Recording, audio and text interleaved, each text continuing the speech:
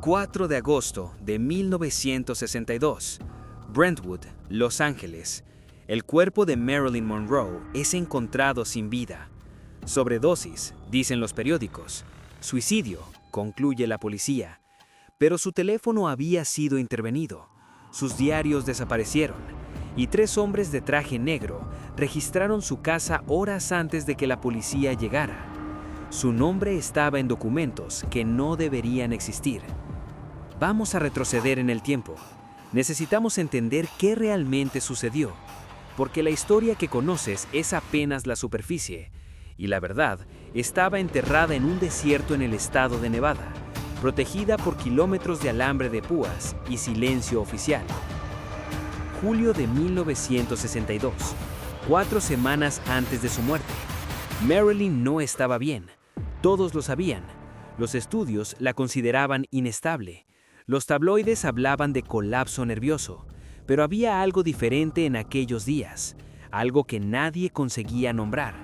Ella hacía preguntas extrañas, anotaba números en pedazos de papel, llamaba a personas que no formaban parte de su círculo habitual. Una de esas llamadas fue para un periodista investigativo llamado Frank Edwards. Edwards estaba obsesionado con un tema específico: objetos voladores no identificados. Venía documentando avistamientos desde el fin de la Segunda Guerra Mundial, y en aquel verano de 1962 estaba investigando algo grande, algo que involucraba instalaciones militares secretas y tecnología que desafiaba cualquier explicación convencional. Marilyn lo buscó, no al contrario. La llamada duró 17 minutos. Edwards tomó notas. Él registró que ella parecía asustada, pero determinada. Ella mencionó un nombre: Roswell. Ella mencionó una fecha, julio de 1947, y dijo algo que él subrayó 3 veces en su cuaderno. Ellos me mostraron. Yo vi con mis propios ojos. Edwards murió en 1967, ataque cardíaco súbito. Sus archivos desaparecieron, pero una copia de sus notas de aquella llamada sobrevivió. Y cuando lees aquellas páginas amarillentas, una pregunta se vuelve inevitable. ¿Qué vio exactamente Marilyn Monroe? Para responder eso, necesitamos retroceder aún más. Necesitamos hablar sobre los hermanos Kennedy. Marilyn tenía vínculos íntimos con John y Robert Kennedy. Eso no es secreto. Lo que pocos saben es que ambos hermanos tenían acceso a información clasificada sobre fenómenos aéreos no identificados. John como presidente, Robert como procurador general. Y en 1962, la presión sobre el gobierno americano para revelar la verdad sobre Roswell estaba aumentando. En mayo de aquel año, Marilyn participó en una fiesta privada en una mansión en Palm Springs. La fiesta fue organizada por un empresario con conexiones profundas en el Pentágono. Entre los invitados había generales, científicos y políticos, y según testigos, aquella noche, después de algunas copas de champán, alguien contó una historia.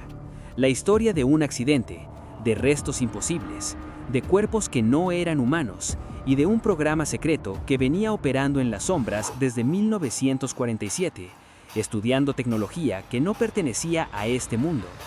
Marilyn escuchó todo e hizo preguntas, muchas preguntas. 2 días después recibió una llamada. La voz del otro lado era educada, pero firme. El mensaje era simple: olvida lo que escuchaste. No hables de esto con nadie. Existen cosas que son más grandes que cualquiera de nosotros. Ella no olvidó. En la tercera semana de junio, Marilyn viajó a Nevada. Oficialmente estaba visitando a un amigo, pero registros de vuelo muestran que un pequeño avión particular salió de Los Ángeles rumbo a una pista de aterrizaje no identificada en el desierto próxima a un área militar restringida. El piloto nunca fue localizado para declarar, y el manifiesto de vuelo desapareció de los archivos de aviación civil. ¿Qué hizo allí? ¿Con quién se encontró? No lo sabemos con certeza, pero cuando volvió, algo había cambiado. Amigos cercanos dijeron que parecía diferente, más seria, más asustada y obsesionada con una idea fija: las personas necesitan saber la verdad. Comenzó a escribir, no guiones, no memorias, algo diferente. Páginas y más páginas de anotaciones sobre lo que había descubierto, sobre lo que había visto, sobre lo que el gobierno americano estaba ocultando del mundo entero. y planeaba hacerlo todo público. ¿Harías lo mismo? Si supieras algo tan grande, tan imposible de ignorar, ¿tendrías el coraje de exponer la verdad aún sabiendo que personas poderosas harían cualquier cosa para proteger ese secreto?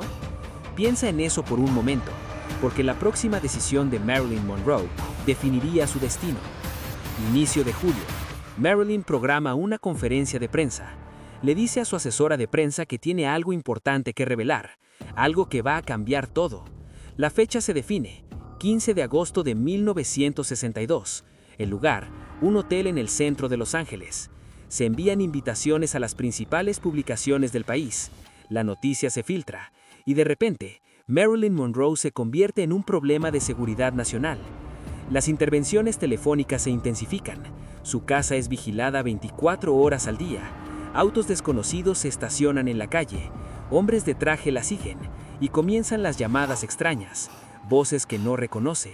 Avisos cada vez más directos. Amenazas veladas que se vuelven explícitas. Llama a Robert Kennedy. Quiere protección. Quiere que use su influencia. Pero Robert está bajo presión. El Pentágono está involucrado. La CIA está involucrada. Y hay fuerzas dentro del gobierno que no responden ni al presidente. Él le dice que espere, que tenga calma, que no haga nada precipitado. Pero Marilyn no espera bien. El 25 de julio, intenta contactar a un reportero del New York Times. La llamada es interceptada. Al día siguiente, su casa es invadida. Nada es robado, pero sus diarios desaparecen. Sus anotaciones desaparecen. Y cuando llega a casa, hay un mensaje dejado sobre la cama. Apenas una frase, mecanografiada en papel sin marca. Algunas puertas no deben ser abiertas. Cancela la conferencia de prensa, pero el daño ya había sido hecho. Sabía demasiado, y ahora personas muy específicas sabían que ella sabía. Gracias por haber llegado hasta aquí, porque ahora vamos a revelar el secreto mejor guardado de esta historia, el detalle que nunca fue completamente expuesto. Lo que realmente sucedió en la noche de 4 de agosto de 1962. Marilyn Monroe no estaba sola cuando murió. Testigos que nunca fueron oficialmente escuchados relataron la presencia de al menos 3 vehículos desconocidos en la calle aquella noche. Un vecino afirmó haber escuchado voces masculinas dentro de la casa horas antes de que el cuerpo fuera descubierto. La empleada de Marilyn cambió su testimonio 4 veces, y el médico que certificó la defunción admitió años después que había sido presionado a firmar documentos sin hacer todas las verificaciones de protocolo. Pero el detalle más desperturbante está en los archivos desclasificados de la CIA, liberados parcialmente en 1994. En un memorando de fecha 6 de agosto de 1962, 2 días después de la muerte de Marilyn, hay una referencia críptica a neutralización de filtración de información sensible y cierre exitoso de amenaza de seguridad operacional relacionada con el Proyecto Acuario.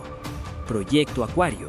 Ese nombre no significa nada para la mayoría de las personas, pero investigadores de fenómenos no identificados lo conocen bien. Era el nombre en clave de un programa ultra secreto iniciado en 1948, enfocado en el estudio de tecnología recuperada de accidentes que involucraban objetos de origen desconocido. Y Marilyn sabía sobre él. Vio documentos, vio fotografías, y según Frank Edwards, puede haber visto más que eso. En sus notas de aquella llamada de julio, hay una frase que nunca fue totalmente explicada. Marilyn habría dicho, estaban preservados, como en un museo, y miré a los ojos de uno. ¿A los ojos de quién, Marilyn? La respuesta nunca llegó, porque 11 días después de aquella llamada, estaba muerta. Pero la historia no termina ahí, porque otros que se acercaron demasiado a la verdad también pagaron el precio. Frank Edwards, el periodista que recibió la llamada de Marilyn, murió 5 años después, ataque cardíaco, sin autopsia.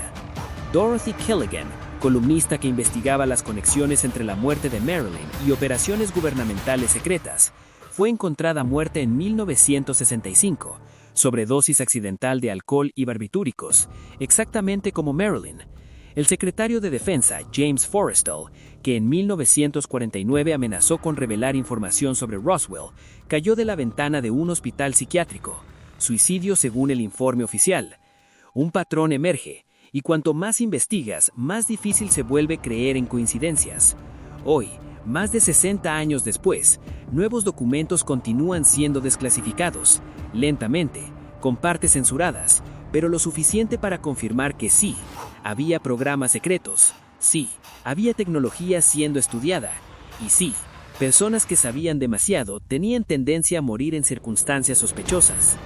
Marilyn Monroe fue encontrada con el teléfono en la mano. ¿A quién estaba intentando llamar?